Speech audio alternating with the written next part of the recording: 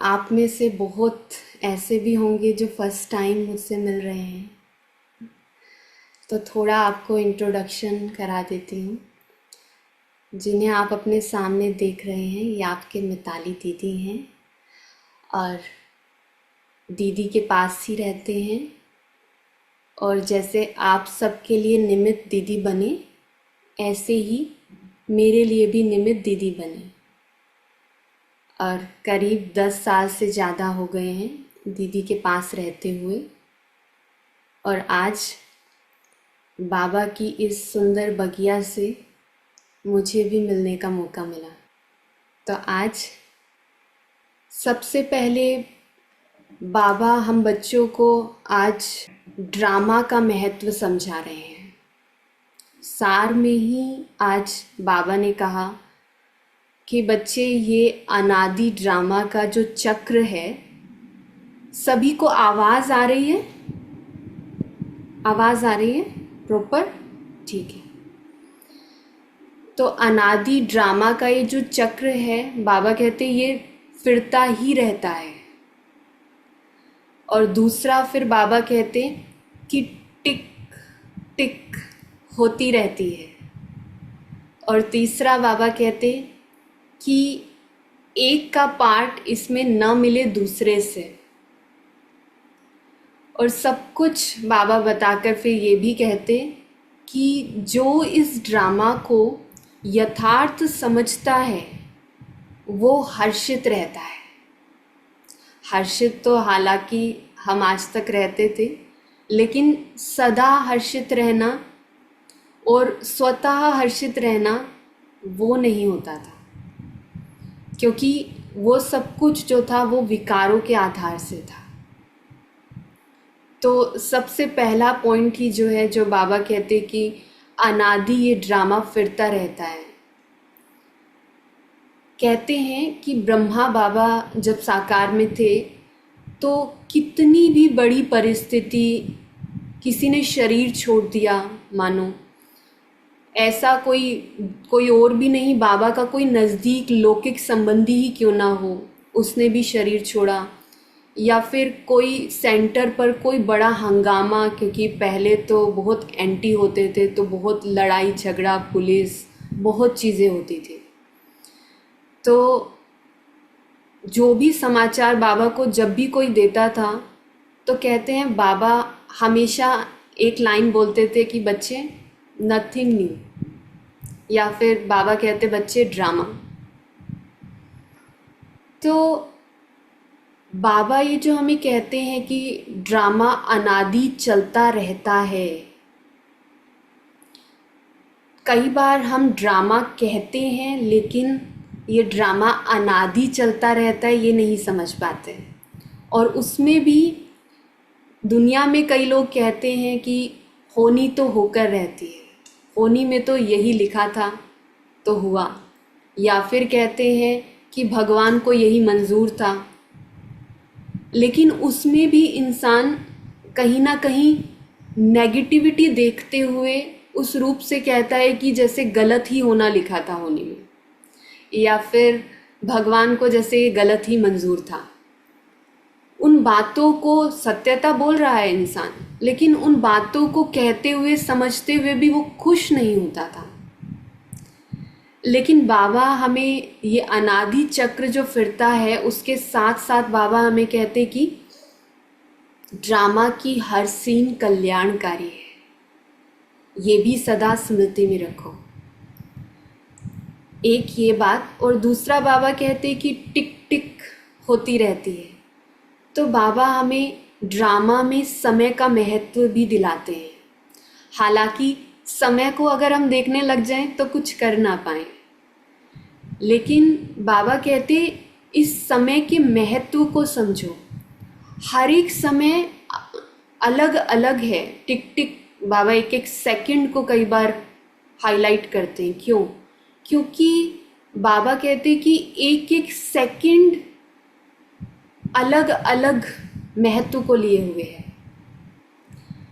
तो ड्रामा में जिस समय पर जो भी सीन होती है, बाबा कहते चाहे भक्ति में हमने इतना भक्ति की, अब भगवान आया है, ज्ञान मिला है, परमात्मा स्वयं आया है, तो इस समय ज्ञान का महत्व। तो बाबा कहते ड्रामा में किसी समय पर कुछ गलत नहीं हुआ। अगर समय के हिसाब से देखें तो सब कुछ सही है। तो ड्रामा और समय, इन दोनों के कनेक्शन को भी समझना बहुत ज़रूरी है। हम कई बार समय को भी इस तरह से लेते हैं ड्रामा में कि अब ड्रामा में समय तो हर चीज़ का निश्चित है ही ना, तो अपने निश्चित समय पर अपना चीज़ होगी। लेकिन बाबा हमें फिर ये भी बताते हैं कि समय को लाने वाले तुम हो, उसके रचयिता तुम हो। समय को शिक्षक मत बनने दो अपना। तो बाबा कहते कि समय, ये जो समय है, बाबा कहते कि इस समय तुम्हें अपना भाग्य, जैसे कई बार हम कहते हैं कि भविष्य में पता नहीं क्या होगा, ये होगा या वो होगा, ऐसा होगा। बाबा कहते क्या निश्चित होगा, लेकिन बाबा कहते ड्रामा में समय को लेकर पूरी डेफिनेशन जो है वो ये है कि समय हमारे पुरुषार्थ से वैसा बनता है, पुरुषार्थ से हमारा भविष्य वो फिक्स होता जाता है। इसीलिए बाबा कहते तुम अपने पुरुषार्थ से जैसा समय लाना चाहो ला सकते हो। और फिर बाबा कहते कि एक का पार्ट न मिले दूसरे से। तो हर एक का पार्ट अपने आप में विशेष है। इस चीज़ को भी बड़ी गहराई से समझना चाहिए। हम तुरंत कुछ भी देखते हैं अपने जीवन में, किसी को सब वैरायटी है, सबका अलग अलग रोल है, लेकिन हमारे अंदर आता है हमेशा कि ऐसा नहीं होना चाहिए था, इसको ये नहीं करना चाहिए था, ऐसा नहीं बोलना चाहिए था। किस कारण से? क्योंकि हम देहभानवश, जैसे हम स्वयं हैं, हमारे खुद से जो मैच करता है, हमारे संस्कारों से जो मैच करता है, वो हमें एक्यूरेट लगता है। जैसे किचन की ही बात ले लो, अगर किचन में किसी को साथ साथ काम करना और साथ साथ सफाई करना वो सही लगता है, लेकिन एक व्यक्ति ये सोचता है सारा काम इकट्ठा निपटा के बाद में ही सफाई करो इकट्ठे। तो बाबा कहते कि हर कोई अपनी जगह पर ठीक है, हर किसी का रोल अपना अपना है। तो इसीलिए जब दूसरे का रोल चल रहा है, बाबा कहते तब ड्रामा को देखते हुए सराहो अंदर, उसको लेके क्वेश्चंस पुट अप मत करो, क्यों, क्या, कैसे। और अगर वास्तव में तुम इस ड्रामा को चेंज करना चाहते हो, जो चल रहा है ऐसा नहीं होना चाहिए, वो जो आता भी है, तो उसका तरीका ये सोचना नहीं है। बाबा कहते उसका तरीका है तुम अपने कर्मों को ऐसा श्रेष्ठ बनाओ, जब तुम्हारा रोल है अपने रोल को इतना बखूबी निभाओ कि वो सामने वाली आत्मा फिर स्वतः परिवर्तन होगी। तो इसीलिए बाबा कहते दूसरे के रोल को देखकर उसमें क्यों क्या नहीं, वरना अपने रोल की जब बारी आएगी तो हम उस क्यों क्या में रह जाएंगे और अपना रोल प्ले ही नहीं करेंगे। तो इसीलिए आज बाबा कहते कि इस ड्रामा को यथार्थ समझकर जब चलेंगे तब हर्षित रह सकेंगे। तो है तो बड़ा वास्ट टॉपिक, आप भी खुद से इस पर चिंतन कीजिएगा। और फिर बाबा आज हम बच्चों को कहते कि सतयुग का बाबा ने आज वर्णन किया कि सतयुग में तो बाबा कहते गायें भी बीमार नहीं पड़ती, गायें भी फर्स्ट क्लास होती हैं सतयुग में तो। और यहाँ बाबा कहते यहाँ तो मनुष्य ही बीमार हो जाते हैं, वहाँ तो जानवर भी बीमार नहीं होते और यहाँ मनुष्य ही बीमार हो जाते हैं। और हम तो अगर आज हम देखें कितना एडवांस टेक्नोलॉजी है, कितना इंसान दिमाग लगाता है, कितना इंसान हर चीज़ को लेकर आज अवेयर है, बीमारी की, हर चीज़ को लेकर सब चीज़ों को, और कितना अटेंशन रखता है। लेकिन बाबा कहते कि आज हम बीमार हो जाते हैं और सतयुग में बीमार नहीं होते। इतनी केयर आज हम करते हैं अपने शरीर की जितनी शायद हम पहले नहीं करते थे। तो वास्तव में बाबा हमें ये चीज़ समझाता है कि तुम कोई भी चीज़ यथार्थ नहीं कर सकते, एक्यूरेटली नहीं कर सकते जब तुम देहभान में वो चीज़ कर रहे हो, क्योंकि उस देहभान में तुम विकारों के वश हर चीज़ कर रहे हो और वो चीज़ तुम्हें हेल्प नहीं कर सकती। तो अगर शरीर की वास्तविक केयर करनी है तो जैसे बाबा कहते हैं ना, बैलेंस, दुनिया में कहते हैं लव और लो का बैलेंस होना चाहिए। दुनिया में नहीं, बाबा कहते हैं स्वयं कि लव और लो का बैलेंस होना चाहिए। और भी कई बाबा स्नेह शक्ति का, बालक मालिकपन का, बहुत सारे बैलेंस हमें बताते हैं। तो अब जैसे लव की बात है, वैसे तो बाबा स्वयं कहते हैं लव और लो का बैलेंस, लेकिन सत्यता क्या है कि लव जब इतना होगा, आज क्या है, आज उस लव में ही तो विकृति आ गई ना, उस प्यार में ही तो विकृति आ गई। लेकिन वो प्यार जो परमात्मा हमें सत्यता के साथ रियल प्यार हमें समझाता है, रूहानी प्यार हमें समझाता है, वो जब उस यथार्थ सत्यता से हम हर किसी, चाहे वो आत्मा है, चाहे वो शरीर है, चाहे कोई भी चीज़ है, तो वो प्यार हमारा होगा, तो बाबा कहते कि अपने आप ही लो बनेगा। क्योंकि अगर हम गहराई से भी सोचें, किसी भी चीज़ के लिए कोई भी अगर हम दुनिया में भी जो कानून बनते हैं, हम कोई सिचुएशन देखें, उस सिचुएशन में वैरायटी हो सकती है। जैसे अभी थोड़े टाइम पहले कहते हैं कि किसी ने बताया कि व्हाट्सएप पर आजकल एक ऐसा सिस्टम शुरू हुआ है कि कोई अगर एब्यूसिव लैंग्वेज यूज़ करता है, कुछ ऐसी अपशब्द यूज़ करता है किसी के प्रति, तो उसको व्हाट्सएप ब्लॉक कर देता है। तो वो व्यक्ति यही बता रहा था, अब अगर आपस में दोस्त हैं लेकिन तो मजाक में ही ऐसे ही कुछ बोल रहे हैं, वो तो उसको भी ब्लॉक कर देंगे। तो कानून हर सिचुएशन में सेम चीज़ अप्लाई नहीं हो सकती। तो कानून को ऐसे शब्दों में नहीं बनाया जा सकता, लेकिन वो जो प्यार होता है, रूहानी प्यार, और हर किसी की सत्यता के साथ शरीर को भी हम परमात्मा की अमानत समझकर उससे प्यार है, तो उसकी उस अमानत से भी प्यार, उसका सही यूज़ करते हैं। और फिर हम हर किसी चीज़ का, और स्वतः हमें उसमें दिमाग नहीं लगाना पड़ता, हमें उसके बारे में जानना नहीं पड़ता। और बाबा कहते फिर वो दुनिया ऐसी आती है जहाँ पर कुछ ये चीज़ें तुम्हें फेस ही नहीं करनी पड़ती। क्यों? क्योंकि इस समय तुम प्रकृति को राइट वे में यूज़ करते हो, उसको सहयोग देते हो। इसीलिए कई बार हम कहते हैं कि जैसे घर में भी बिजली है या फिर पानी है या कोई भी है, ये जो पांचों तत्व है, इनको भी आज इंसान कैसे यूज़ करता है? आज इंसान यूज़ करता है बाहरी रूप से ये देखकर कि हमारे पास तो इनफ मनी है, हमारे पास किस चीज़ की कमी है, तो क्यों इन चीज़ों को लेके ज़्यादा दिमाग चलाना है कि लाइट इस समय बंद करनी, तो उस समय ऑन करनी, और ये सब चीज़ें। क्या हुआ, थोड़े टाइम लाइट एक्स्ट्रा जल गई, क्या होगा, ये चीज़ एक्स्ट्रा हो गई और ये चीज़ वेस्ट चली गई। तो इन चीज़ों को सोचने के लिए ये सब कमाया किस लिए है? ये सब सोचने के लिए थोड़ी ना कमाया है, इन सब टेंशन से फ्री हो इसलिए तो कमाया है। लेकिन ये सब चीज़ें सोचना, चाहे वो बिजली के बारे में, पानी के बारे में, किसी के भी बारे में, ये जब सोचना है, ये हमें टेंशन क्यों लगता है? क्योंकि प्यार नहीं है।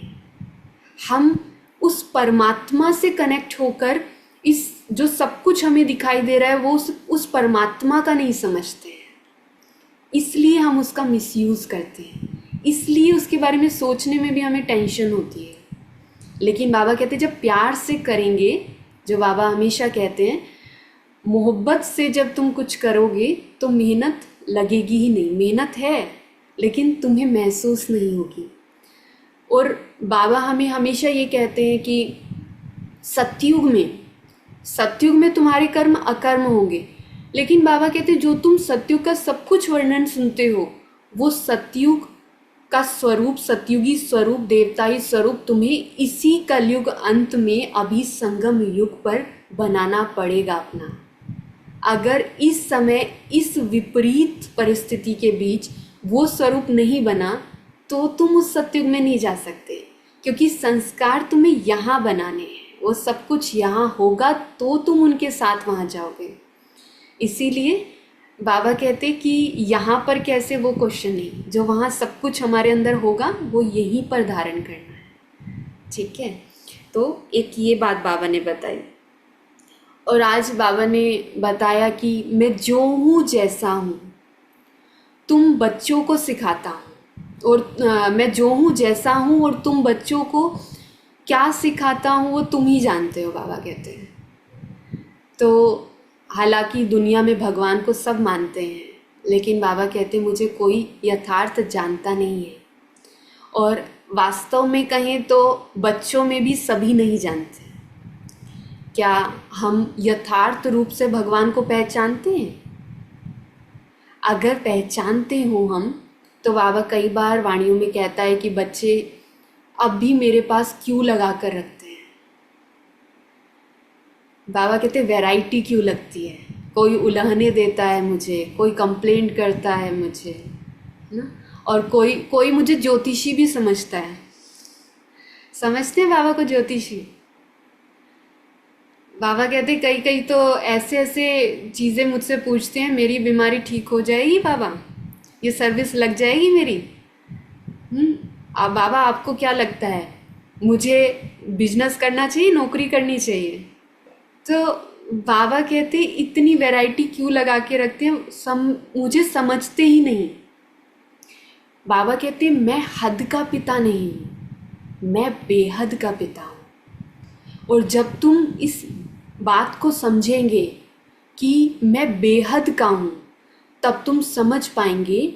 लेकिन बाबा कहते कि तुम मुझे भी हद में ले आते हो, समझते नहीं हो मैं क्या करता हूँ। तो उस बाबा कहते कि मुझे भी, मैं जो हूँ जैसा हूँ जब समझोगे, वरना तो हम उस अनजाने में, दुनिया में भी लोग क्या करते हैं, दुनिया में भी लोग भगवान को कहीं ना कहीं कि वो दुख से कनेक्ट करते हैं कि दुख भगवान उससे खुश होता है, इसीलिए वो वैरायटी रूप से अपने ऊपर कोड़े बरसा के, तीर्थ यात्रा करके और अपने को कष्ट देकर, इतने व्रत रखकर, इस तरह से भगवान को खुश करने की कोशिश करते हैं। और भी न जाने क्या क्या चीज़ें भगवान के लिए सोचते हैं, उसको ब्राइब देकर, जो बाबा कहते ही हैं कि इतना सोचते हैं कि मैं काम कर दूंगा मेरी महिमा करके वैरायटी रूप से। तो सिर्फ दुनिया में नहीं, लेकिन बाबा के बच्चे भी कई बार बाबा को कि बाबा आप तो रहमदिल होना, आप तो विश्व कल्याणकारी होना, आप तो ये होना, तो आप तो हम बच्चों के लिए ही आए होना। तो ऐसे कर करके बाबा से काम कराने की कोशिश करते हैं। बाबा कहते कि ये जो विघ्न है, ये जो चीज़ें हैं, ये वास्तव में कुछ नहीं है, लेकिन अगर तुम इन विघ्नों में अटक कर रह गए, इन्हीं चीज़ों में रह गए, ये हद की इच्छाओं में, इन प्राप्तियों में रह गए, तो बाबा कहते वो जो मैं तुम्हें प्राप्त कराने आया हूँ, समय कम है। हालांकि भगवान चाहे तो हमारी ये छोटी मोटी जो इच्छाएं वो भी पूरी करता रहे, लेकिन फिर क्या होगा, हम उसी में ही फंस कर रह जाएंगे। सत्यता ये है, ऐसा नहीं है कि हम उससे निकल जाएंगे। इसीलिए बाबा एक लाइन कहते हैं, इच्छा मात्रम अविद्या बनो। और इच्छा मात्रम अविद्या माना क्या, सब इच्छाएं। ये जो लक्ष्मी नारायण बाबा हमें बनने के लिए कहता है, तो लक्ष्मी नारायण का एम भी, जैसे मैंने कहा, समय को अगर देखने लग जाएं कि एक टिक हुआ, दो टिक हुआ, टिक टिक, वो टिक टिक को सुनने पे ध्यान देने लग जाए, तो कुछ हम कर ही ना सकें ना। ऐसे ही बाबा कहते कि तुम कुछ भी दुनिया में भी जो चीज़ करने की है, जो चीज़ महत्व की है, जो मैं तुम्हें विश्व की राजाई देने के लिए आया हूँ, तुम उस चीज़ पे फोकस नहीं कर पाओगे अगर तुम इन इच्छाओं पे अपनी फोकस करोगे तो। और भले ही बाबा लक्ष्मी नारायण का भी हमें लक्ष्य देते हैं, बाबा कहते हैं, लेकिन अगर उसको भी समय की तरह देखना शुरू कर दिया कि मुझे लक्ष्मी नारायण बनना है और वही चीज़ चलती रही, तो बाबा कहते कुछ कर नहीं सकोगे। इसीलिए मेरे अंदर हमेशा एक ही संकल्प होना चाहिए, बस परमात्मा से, शिव बाबा से मेरा इतना प्यार हो कि कुछ भी मुझे करना है, क्यों, बस एक आंसर आना चाहिए, क्योंकि उसने कहा है मुझे, बस, और कोई आंसर नहीं। भले ही बाबा ने ये लक्ष्य दिया, लेकिन ये लक्ष्य भी मेरा लक्ष्य इसलिए बना क्योंकि बाबा ने मुझे कहा। अगर लक्ष्मी नारायण के बजाय बाबा मुझे कहते नौकर चाकर बनना है, तो वो भी मेरा लक्ष्य होता। मेरा लक्ष्य ऐसा नहीं कि ये लक्ष्य मुझे भी, क्योंकि मेरे अंदर भी वो इच्छा है बनने की और वो सब कुछ अब मैं इस वजह से सब कुछ कर रहा हूँ, नहीं। तो लक्ष्मी नारायण भी वही बन सकता है जो उस इंटेंशन को लेकर ना चले अंदर, उस स्वार्थ को उससे भी ऊपर उठकर चले। इसीलिए जो बाबा सब्जेक्ट भी देता है, ज्ञान, योग, धारणा, सेवा, हमारी ये 4 सब्जेक्ट हैं। ईश्वरीय ज्ञान, सहज राजयोग, दिव्य गुणों की धारणा और ईश्वरीय सेवा। ये भी सोचने से नहीं होती है, लेकिन अगर बाबा से इतना प्यार है तो अपने आप ही आपकी दिल होगी कि बाबा ने क्या क्या कहा, कब कब कहा।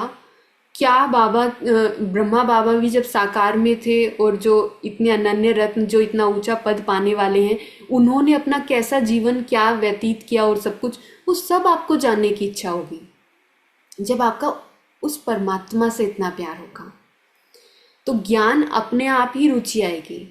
और योग, योग प्यार है तो योग तो होगा ही फिर। और धारणा भी स्वतः होगी, क्योंकि बाबा मुझे कह रहा है रोज़ तुम्हें ये बनना है और सब कुछ, तो वो हम अपने जीवन में वैसा बनते भी चले जाएंगे।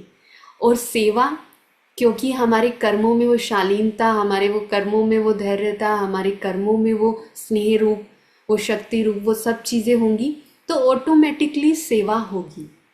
हमारे उस परिवर्तन से बाबा कहते वो स्वतः होगा फिर। तो किसी को सुनाएंगे भी, ज्ञान भी सुनाएंगे, तो क्योंकि इतना प्यार है तो भगवान की ही बातें करने का मन करेगा। वही चीज़ें, कोई दूसरा भी संपर्क में आएगा तो वही चीज़ें शेयर करेंगे उसके साथ, वो अपने इंटरेस्ट की चीज़ें शेयर करेगा, लेकिन हम अपने इंटरेस्ट की चीज़ें शेयर करेंगे, तो वो ऑटोमेटिकली सेवा होगी। कोई उस इंटेंशन से नहीं कि उसकी सेवा करने के लिए मुझे ये चीज़ें अभी उसको सुनानी है, लेकिन अपने आप ही दिल से वो सब कुछ आएगा। और बुद्धि क्योंकि बाबा से कनेक्टेड है, तो राइट चीज़ ही बुद्धि से मुख से निकलेगी, ये है। और फिर बाबा आज हम बच्चों को कहते कि तुम ही जानते हो कि तुम कोई साकार से नहीं पढ़ते हो। किससे पढ़ते हैं? बाबा कहते कि तुम मुझ निराकार से पढ़ते हो। लेकिन दुनिया वालों को बताते हैं तो दुनिया वाले क्या कहते हैं? बाबा कहते हैं कि निराकार कैसे पढ़ा सकते हैं। बाबा कहते उन्हें समझाओ कि हम आत्मा भी तो निराकार हैं, हम भी तो उसी के समान हैं, उसी की संतान है। तो हमें सब कुछ करने के लिए इस धरा पर, इस सृष्टि पर शरीर की आवश्यकता पड़ती है। तो ज़रूर है वो पिता, वो ज्ञानेश्वर कहलाता है, ज्ञान देने वाला ईश्वर। तो ज़रूर है कि वो इस सृष्टि पर आकर जब ज्ञान देगा तो कोई मनुष्य रथ लेगा। लेकिन फिर उसमें भी बाबा ने इस चीज़ को हाईलाइट किया, क्योंकि दुनिया में फिर ऐसे तो मनुष्य तन में भगवान के रूप में हर कोई अपने को कहलाता है, तो इतने सब भगवान बन के बैठे हैं, तो उसके लिए भी बाबा ने कहा वो लोग तो भक्ति में शास्त्रों की बातें सुनाते हैं, जो भक्ति के शास्त्र हैं उन्हीं की बातें उठाकर सुनाते हैं। लेकिन परमात्मा मना ज्ञान का सागर, उसे ही गॉड फादर कहेंगे। और वो बाबा कहते वो जो बात सुनाता है वो हम जानते हैं कि वो नई बातें हैं, और इंसान उस चीज़ को समझ नहीं पाता हालांकि, और वो जब नई बातें सुनता है तो उसे लगता है कि ये तो उन सब चीज़ों से मैच नहीं करती, तो ये सत्य नहीं है जैसे। लेकिन बाबा कहते कि वास्तव में मुझे कुछ उठाने की दरकार नहीं है, मैं आकर जो तुम्हें सुनाता हूँ वो, क्योंकि मैं ज्ञान का सागर हूँ, तो मैं तुम्हें ऐसे ही सुनाता हूँ, और वो सब कुछ नया है, इसलिए तुम्हें सब कुछ नया लगता है, ये चीज़। तो ये बात बाबा कहते औरों को समझाओ, ताकि उनको भी ये क्लियर हो कि ज्ञान का सागर है परमात्मा, तो उसको भक्ति में के शास्त्रों की बातें सुनाने की जो मनुष्य ने बनाई वो दरकार नहीं है। और फिर बाबा आज कहते कि तुम बच्चे जानते हो मुझे, निश्चय भी है, ऐसे नहीं सबको पक्का निश्चय है। ये भी नहीं है कि सबको पक्का निश्चय है, कोई ना कोई समय माया भुला देती है, होता है, होता है ना। तो और एक बार नहीं होता, बाबा तो कोई ना कोई समय कहते हैं, लेकिन हमारा तो मोस्ट ऑफ टाइम जाता होगा इस चीज़ में। तो माया भी ना कैसे भुलाती है वो समझना है। माया कोई दुश्मन नहीं है एक्चुअल में, वैसे दुश्मन है। क्यों? बाबा भी कहता है कि दुश्मन, तुम्हारी दुश्मन माया ही है। क्यों? क्योंकि हम देह भान में रहते हैं, इसलिए वो हमारी दुश्मन है। वरना बाबा अपने लिए कई बार क्या कहते हैं कि ये माया तो मुझे हेल्प करती है। तो बाबा की तो माया सहयोगी है। तो वास्तव में बाबा कहते कि माया उसी को परेशान कर पाती है और उसी को करती है जो कहीं ना कहीं बाबा के कहे पर नहीं चलते और उसमें अलबेले रहते हैं। उसके अपने आलस में परमात्मा के कहे पर चलते नहीं हैं, उनको माया भी तंग करती है। और माया भुला भी तब पाती है, क्योंकि माया का तरीका क्या है? माया का तरीका है वो कहीं ना कहीं जब हम देह भान में होते हैं तो वो हमारे अंदर डर क्रिएट करेगी, कुछ ना कुछ प्राप्ति से वंचित हो जाने का हमें लगेगा। हमें जो इम्पोर्टेंट वास्तव में चीज़ उतनी नहीं है वो हमें इम्पोर्टेंट नज़र आएगी। तो माया हमें उस समय पर कहेगी, अरे तुम वहाँ पर तुम ये चीज़ करोगे, रोज़ सुबह अमृत वेला उठोगे, तुम रोज़ ऐसे ज्ञान सुनोगे, ये सब चीज़ें करोगे, तो तुम फिर ये चीज़ मिस कर जाओगे। तुमने जो अपनी ज़िंदगी में इतना तुम पढ़े, इतना ये जो सब कुछ किया, इतना अपना समय इस चीज़ में लगाया, वो सब कुछ तुम्हारा वेस्ट चला जाएगा। तुम जो प्राप्ति कर सकते हो वो नहीं कर पाओगे। फिर माया और अलग रूप से कि जो तुम कमाते हो वो भी तो तुम भगवान के ही काम में लगाओगे ना। तो क्या है, नहीं सुना तो कर तो तुम भगवान के कार्य में मदद रहे हो ना। तो बिना सुने भी अगर मैं आत्मा कुछ ज़्यादा कमा के भगवान के कार्य में मदद कर पा रही हूँ तो अच्छा है। तो बाबा कहते ऐसे माया भुलाती है और ब्लैकमेल करती है ना, ब्लैकमेल करती है वो कि ये चीज़ अगर तुमने नहीं की तो ये छूट जाएगी तुमसे, है ना, हमेशा के लिए ये चीज़ गई, फिर समझो। तो इस तरह से, हालांकि हमें भी पता है कि श्रेष्ठ कर्म से, इसीलिए बाबा हमें एक चीज़ हमेशा पक्की कराते हैं कि बच्चे, श्रेष्ठ कर्म से कभी अकल्याण होगा हो ही नहीं सकता। तो इस चीज़ को अपने अंदर में हमेशा पक्का करो कि भगवान की श्रीमत पर चलने से, श्रेष्ठ कर्म करने से मेरा कोई अकल्याण कभी नहीं हो सकता। ये सिर्फ मेरा भ्रम है, अगर ये माया का जाल है जो मुझे ऐसा लगता है, प्रतीत होता है। लेकिन वो कौन कर पाएगा? जो आत्मिक स्थिति में रहेगा। वही आत्मा परमात्मा पे इतना निश्चय बुद्धि होगी, और वही आत्मा जो कहीं ना कहीं अपने जीवन में श्रेष्ठ कर्मों को महत्व देगी, श्रेष्ठ कर्म करेगी सदा।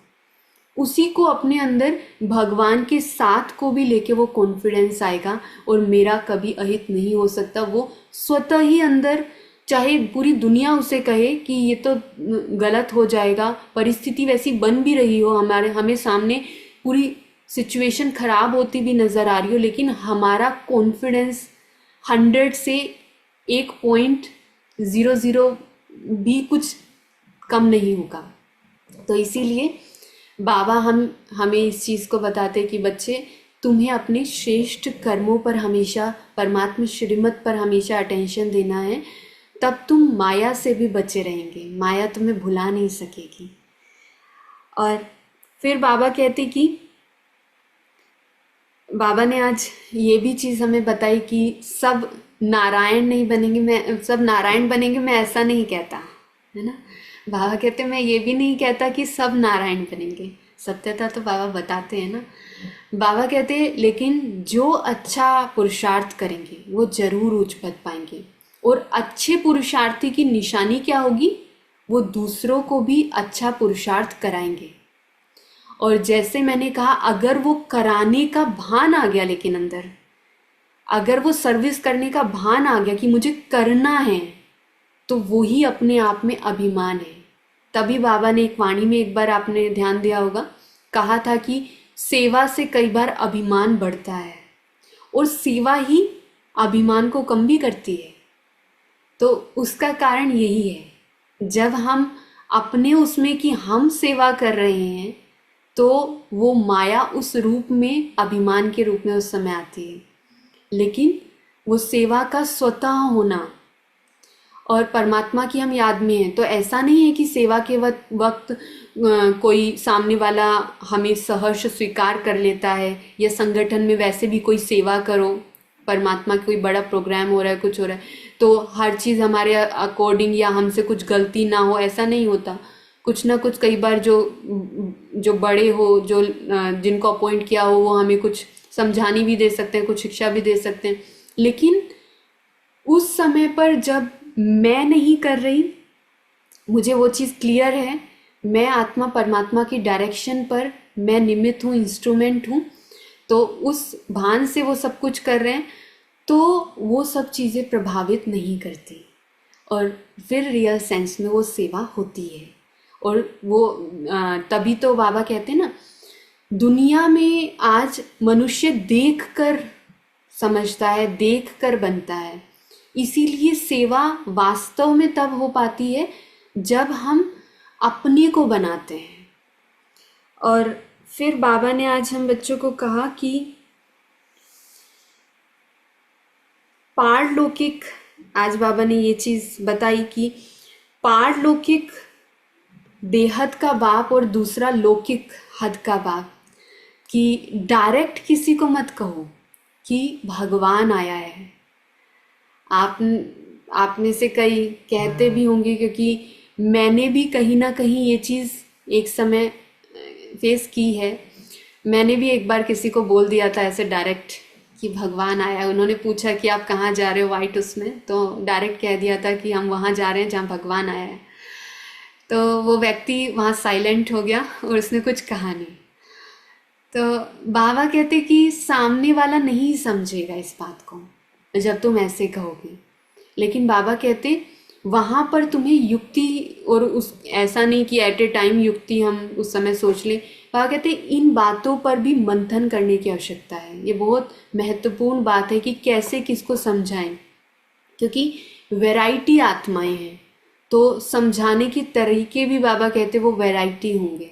जैसे आज बाबा ने कहा कि दो बाप हैं, वो चीज़ समझाओ कि ये हद का पिता वो बेहद का पिता है, तो हम उस बेहद के पिता से इतना डिमांड और वो सब कुछ, तो उसकी एग्जिस्टेंस तो है ना, वो कभी तो फिर आता है ना, वो कैसे तो कुछ करेगा ना, और कुछ तो सत्यता होगी ना। तो इतना हम ट्रायल करते हैं, तो ये क्यों नहीं। तो परमात्मा अभी आकर ये चीज़ हमें बताता है, ये सत्यता बताता है। तो बाबा कहते हैं कि मैं जो ज्ञान देता हूँ, सबसे पहले तुम उस ज्ञान से कहीं ना कहीं, क्योंकि सामने वाली आत्मा, बाबा कहते हैं उसकी नब्ज, वो धरनी तुम देखो कि वो क्या चाहती है, उसके जीवन में क्या परेशानी है, वो सब कुछ। तो ज्ञान से उस चीज़ को उसको वो चीज़ समझाओ। और बाबा ने फिर आज ये भी चीज़ हम बच्चों को बताई कि वेद शास्त्र इन सब से मैं नहीं मिलता। बाबा कहते मैं, हालांकि दुनिया में लोग वेद शास्त्र पढ़ते हैं भगवान को पाने के लिए, लेकिन भगवान कहता है मैं वेद शास्त्र से नहीं मिलता। लेकिन दुनिया ये चीज़ समझती नहीं है। दुनिया समझती है कि ये ऐसे कैसे कह रहे हैं कि वेद शास्त्र से नहीं मिलेगा, क्योंकि भगवान कह रहा है वो नहीं समझते। तो ये भी चीज़ बाबा कई बार हमें हाईलाइट करते हैं कि किसी को कुछ भी समझाते हो तो हमेशा, एक तो कोई नया होता है तो बाबा शब्द नहीं, वो समझ नहीं पाता, और इतना हमारे पास टाइम नहीं होता कि इतना हम डिटेल में जाएं। तो बाबा कहते हैं हमेशा, और आज बाबा ने कहा ना परम पिता शब्द, परम पिता शब्द विशेष यूज़ करो। और बाबा कहते कि परम पिता शब्द विशेष यूज़ करो, और बाबा कहते कि उसको जो है ये चीज़ कि वेद शास्त्र और ये सब कुछ भगवान को लेकर उनको फिर बाबा कहते हैं कि थोड़ा लाइट में और सत्यता समझना चाहते हैं, तो बाबा कहते हैं कि उनको परमात्मा के घर का परिचय दो थोड़ा। और आज बाबा ने मदद, कल भी वरदान में ये चीज़ आई थी परमात्मा ने कि हिम्मत रखते हैं बच्चे तो मदद मिलती है, हिम्मत से मदद का कनेक्शन है। आज भी बाबा ने कहा कि निश्चित विजय उनको अनुभव होती है जो परमात्मा की मदद के पात्र बच्चे होते हैं। लेकिन वही कनेक्शन है कि हिम्मत रखना, इतना निश्चय, अगर हम जो मैं आत्मा कर सकती हूँ बस उतना ही करने का संकल्प लेते हैं, तो बाबा कहते हैं मेरा अनुभव तुम नहीं कर सकते। अगर मेरी शक्ति का, मेरे साथ का अनुभव चाहते हो अपने जीवन में, तो वो करो जो तुम्हारे सामर्थ्य से ऊपर की चीज़ है। जो सामर्थ्य में वो तो करते ही हैं, लेकिन परमात्मा श्रीमत पर वो चीज़ भी करने की कोशिश करो जो तुम्हें लगता है कि नहीं होगा, तब तुम्हें परमात्मा की वहाँ मदद का अनुभव होगा। और वो अनुभव जो है, बाबा कहते हैं वो तुम्हें वो निश्चित विजयी, फिर अनुभवी आत्मा को फिर हमेशा वो एक अनुभव होगा, तो वो अनुभव मुझे हर परिस्थिति में वो निश्चित विजय होने का वो अंदर विश्वास दिलाएगा। और आज बाबा ने कहा कि जमा करो खजानों को, किसके, आज बाबा ने विशेष कहा कि संकल्प शक्ति को जमा करो, किसके लिए, कि स्वयं के प्रति भी और सर्व के प्रति भी। ये जो छोटी मोटी बातें जीवन में होती रहती हैं, बाबा को भी कई बार गृहस्थ जीवन की बातें कि बाबा थोड़ा सास का ना गुस्सा कम होगा क्या, ऐसी ऐसी बातें करते रहते हैं। बाबा ये बंधन खत्म होगा मेरा। बाबा कहते ये चीज़ें छोड़ो, ये होते हुए अभी अपनी संकल्प शक्ति को स्वयं की उन्नति के लिए और इस विश्व की उन्नति के लिए लगाओ। ये छोटी मोटी चीज़ें समझो, इन चीज़ों को, ये सिर्फ माया है, ये सिर्फ तुम्हें रोकने का, किसी तरह उलझा कर रखने का जरिया है। अच्छा, ओम शांति।